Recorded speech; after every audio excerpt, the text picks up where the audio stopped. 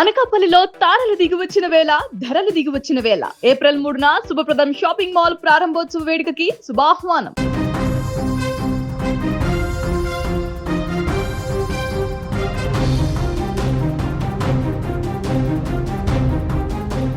సాధారణంగా దొంగతనం అంటే ఏ బంగారమో లేదా డబ్బో అదీ కాదంటే ఖరీదైన కార్లు కొట్టేయడం చూస్తుంటాం. కానీ ఇక్కడో విచిత్రమైన దొంగ వెలుగులోకి వచ్చాడు.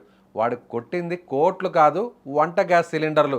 అది ఒకటో రెండో కాదు, ఏకంగా 30 సిలిండర్లను భుజాన వేసుకుని ఉడాయించాడు. ఈ వింత దొంగతనం విశాఖలోని గాజువాక ప్రాంతంలో కలకలం రేపుతుంది. సాధారణంగా దొంగలు చీకట్లో పని పూర్తి చేస్తారు, కానీ ఈ గనుడు మాత్రం పట్టపగలే కస్టమర్ల కళ్ళ ముందే కథ నడిపించేశాడు. రష్ ఎక్కువగా ఉంది, ముందే ఓటీపీ తీసుకుంటున్నామంటూ వినియోగదారులను బురిడీ కొట్టించి గ్యాస్ బాయ్ గ్యాప్ లేకుండా సిలిండర్స్ను దోచేశాడు.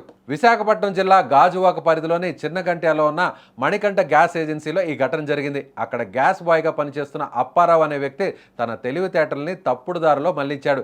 రోజులాగే గ్యాస్ డెలివరీకి వెళ్ళిన అప్పారావు వినియోగదారుల దగ్గర ముందుగానే ఓటీపీలను సేకరించాడు. ఇంకేముంది, గ్యాస్ సిలిండర్ ఇచ్చేస్తున్నట్లు రికార్డుల్లో చూపించేశాడు.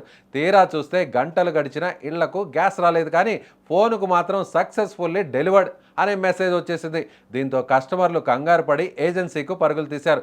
తీరా అక్కడ ఆరా తీస్తే వారం రోజుల క్రితమే గ్యాస్ పంపిణీ అయిపోయిందని యజమానులు బాంబులు పేల్చారు. అసలు విషయం ఏంటంటే అప్పారావు ఆ 30 సిలిండర్లను వినియోగదారులకు ఇవ్వకుండా ఉడాయించాడు. గ్యాస్ ఏజెన్సీ వారు అప్పారావు కోసం గాలించగా ఆ గ్యాస్ డెలివరీ బాయ్ అప్పటికే ఉడాయించాడని అసలు విషయం తెలుసుకున్నారు. 30 సిలిండర్లతో అప్పారావు మాయమవడం ఇప్పుడు గాజువాకలో హాట్ టాపిక్గా మారింది. సాధారణంగా గ్యాస్ బాయ్ వస్తే ఇళ్లలో ఉన్న మహిళలు ఎంతో నమ్మకంగా ఓటీపీ చెప్పేస్తారు, కానీ ఈ అప్పారావు ఆ నమ్మకాన్ని తుంగలో తొక్కాడు. అప్పారావు చేసిన ఈ నిర్వాకం చూస్తుంటే పాత సినిమాల్లో దొంగల కంటే వీడు చాలా అడ్వాన్స్డ్గా ఉన్నాడని జనం నవ్వుకుంటున్నారు. చివరికి గ్యాస్ ఏజెన్సీ నిర్వాహకులు గాజువాక పోలీసులను ఆశ్రయించి తమ సిలిండర్ల దొంగను ఎలాగైనా పట్టుకోవాలని ఫిర్యాదు చేశారు. దీంతో పోలీసులు అప్పారావు జాడ తెలుసుకునేందుకు ఇప్పుడు వెతుకులాటను విచారణను ప్రారంభించారు. మరి మీరేమనుకుంటున్నారు?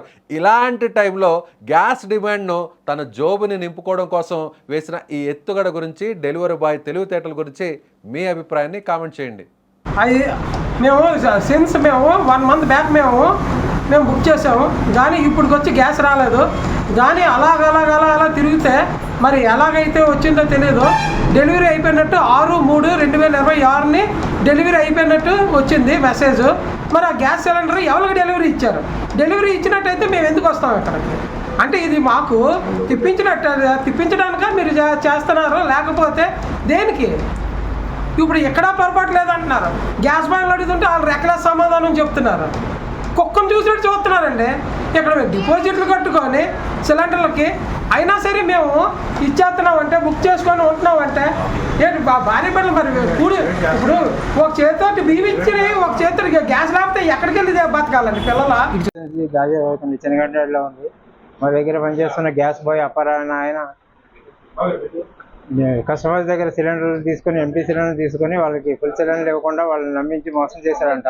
గత 15 రోజుల క్రితం కస్టమర్స్ వచ్చి మాకు కంప్లైంట్ చేశారు. తర్వాత అబ్బాయికి పిలిచి వార్నింగ్ ఇచ్చిన తర్వాత ఒక 5 సిలిండర్ వరకు రికవరీ అయినాయి.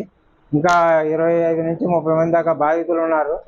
వాళ్ళందరికీ త్వరలో ఇప్పించమని పోలీస్ స్టేషన్ వారికి కంప్లైంట్ ఇచ్చాము. అబ్బాయి ప్రస్తుతం దొరకట్లేదు మాకు.